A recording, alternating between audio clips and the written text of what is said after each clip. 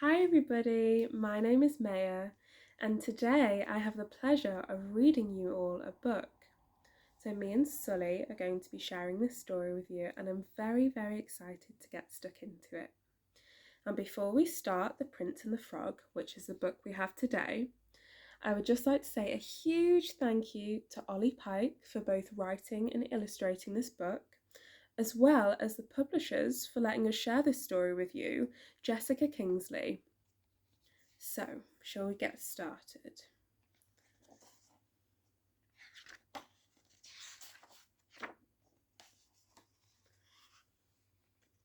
Wow, look at that amazing castle. So, once upon a time, in a land far away, there lived a brother and sister. They were known as Prince Oscar and Princess Caroline. Like many brothers and sisters, they had their differences.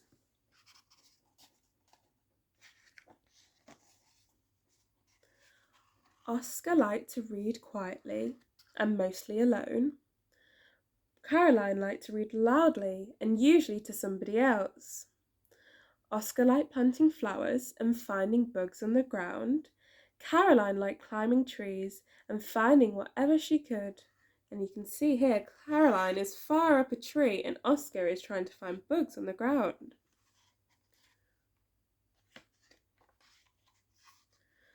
Oscar would often paint beautiful pictures of the forest, and Caroline would often paint the forest beautifully. As you can see, she's painting things all over this tree trunk. They cared for each other as brothers and sisters do, and although Caroline was quite happy with the life she led, Oscar hoped that one day he might just meet someone whom he could share his life with. The fairy tales Oscar read made him very much believe that everyone should fall in love.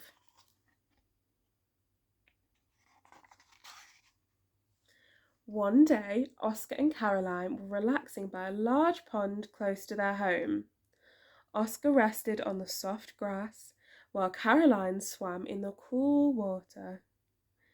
They were both having a wonderful time when all of a sudden, "Oscar!" squealed Caroline. "Come quickly, my face has turned green."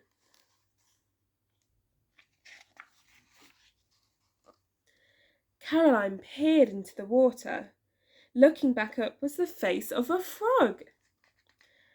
"Haha, Caroline, that's not your reflection," Oscar chuckled. "That's the face of a little green frog."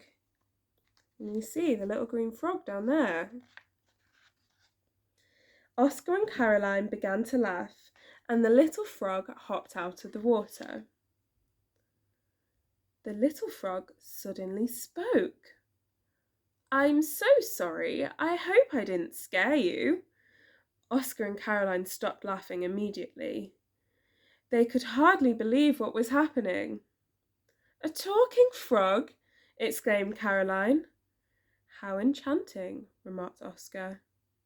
The little frog cleared his throat and continued to speak.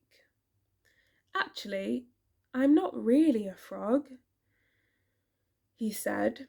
"Well, what I mean is, I haven't always been a frog."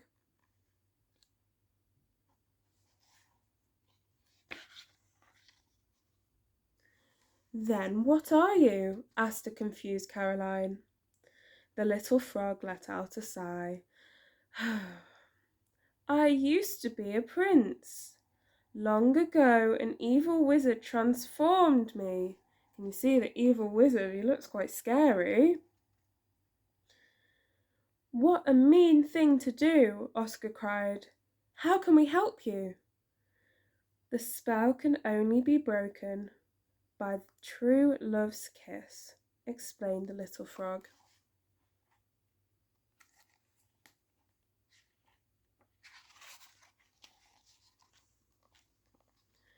"True love's kiss," repeated Caroline.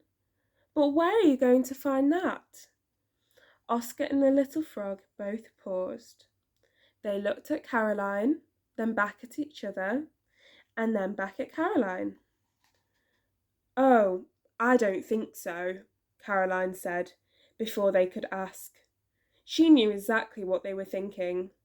I'm not even sure I like kissing humans, let alone frogs, Caroline finished. Caroline, pleaded Oscar, surely we must try and help this little frog. And besides, this could be your chance to fall in love. Caroline considered the situation. She wasn't entirely keen on the idea of kissing or even love, but she did want to help this little frog. So, after a short while, she knelt down and kissed him on the head. After a brief moment of nothingness, the little frog spoke. It didn't work, he croaked.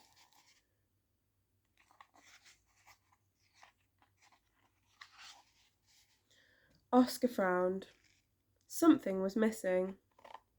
Love, he clicked his fingers as he realised. We need true love's kiss, Oscar said excitedly. But we're not in love, said Caroline. Not yet, replied Oscar. Caroline face-palmed herself. Oh, she doesn't look very happy, does she? Wondering what her brother was getting her into. Oscar decided that he would help his sister and the little frog to fall in love.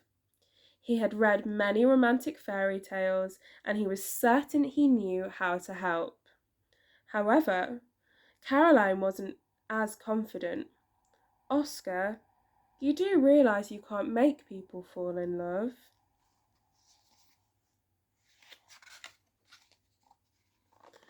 Again, Oscar pleaded. But surely we could try. For the sake of love, he smiled sweetly at his sister. Hey, I've got an idea. Why don't you two get to know each other? Introduce yourselves. Not wanting to upset her brother, Caroline began. Hello, my name is Caroline, she said to the little frog. I like climbing trees. What about you? The little frog stood up on his two legs and responded, My name is Alex. Trees are too high for me. I prefer to be on the ground. Amongst the flowers, I like looking for bugs. Oh, I like looking for bugs too, Oscar couldn't help chiming in.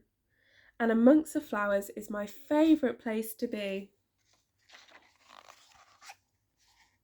Alex nodded in agreement. He continued to speak all about the insects and the flowers he discovered while being a frog. Caroline really tried to pay attention, but was finding it hard. It's not that she didn't like Alex, she just wasn't interested in flowers or bugs. So whilst Oscar and Alex continued to talk, she quietly snuck off to climb a tree. She's very good at this climbing trees business, isn't she? I'm not sure I could climb that high. Hours passed by. Oscar and Alex had been enjoying their conversation and had learnt so much about each other. They had lots in common, but not everything. No, I prefer ice cream, said Oscar. But jelly is so much better, laughed Alex. What about ice cream and jelly? Asked Oscar. Ah, a perfect match, Alex agreed. Caroline looked down over Oscar and Alex. She noticed how they both looked very happy and how they were both very good at listening to each other. Hey, Caroline, are you ready to go? Oscar called up to his sister. On an adventure? Caroline replied hopefully. No, somewhere special. You two need to go and fall in love, remember? I'm going to take you somewhere really romantic. I wonder where he's going to take them. Wow, look, I think this might be my favourite page in the whole book. Just such beautiful colours and all of that water as well reflecting the sky. It's beautiful.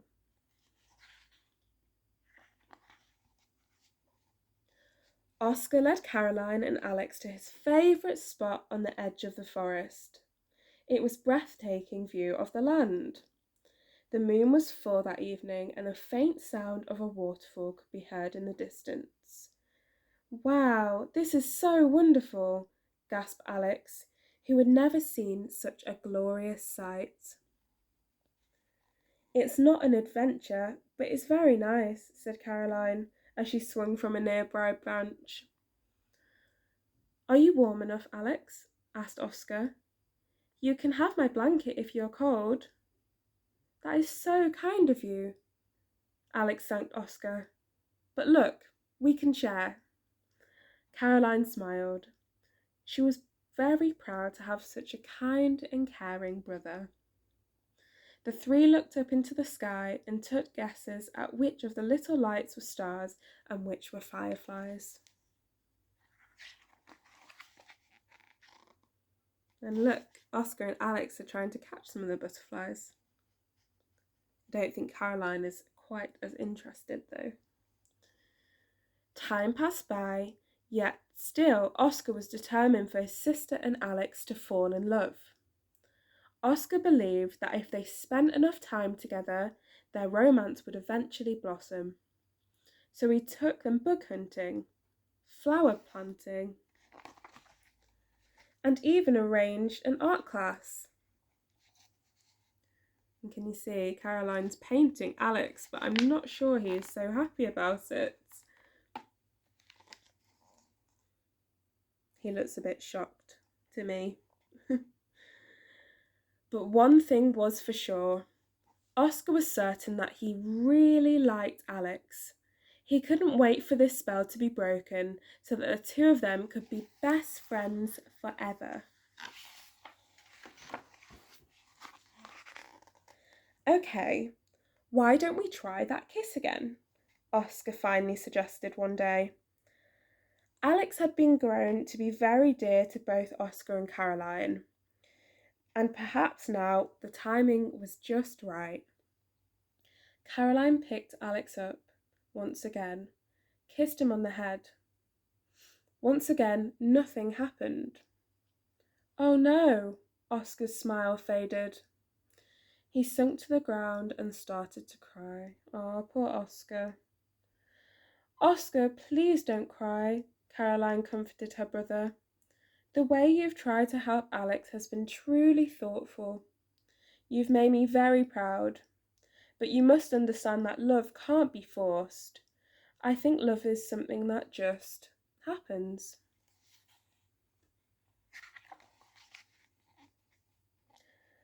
"But Alex is so wonderful," said Oscar tearfully. "I really wanted to help him. I want him to be happy." "But I am happy," smiled Alex. "Thanks to you, Oscar, I've been having a terrific time. You've made me feel very special and cared for and loved." Caroline gasped. "Oscar, did you hear that? It's you. You are Alex's true love." Oscar didn't know what to say. He'd read about love, but was he now in his very own love story? Should I kiss you, Alex?" Oscar said shyly. "I would be the happiest frog in the world if you did." And look how happy he looks. Oscar knelt down by Alex. He carefully picked him up and raised him to his face. Ever so gently, he kissed Alex on the head. Wow, look what's happened. As soon as he did, a bright light filled the entire forest. Caroline and Oscar had to squint. They could barely make out what was happening. A few moments later, when they were able to see again, Alex stood before them, not as a frog, but as a prince. Look, he's a proper prince, isn't he?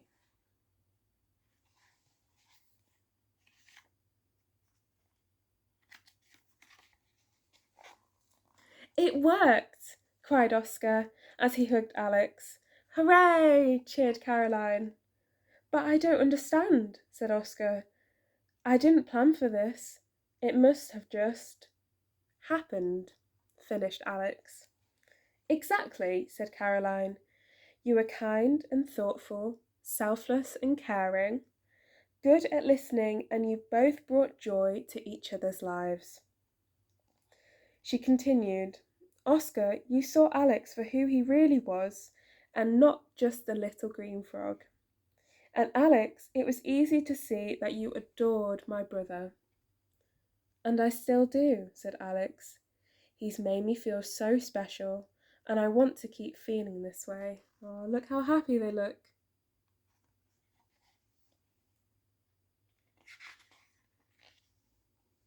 Well, you can, Oscar gleefully said as he took Alex by the hand and kissed him gently on the cheek. But Caroline, what about you? What about your love story? Caroline smiled, then began. I'm overjoyed for you both, but we are very different, and what is right for you isn't necessarily right for me. Besides, I am already in love. I love my life just the way it is. Caroline then hugged them both before skipping off. Oscar and Alex continued to hold each other's hand. They felt so lucky to have met. Oscar was ecstatic.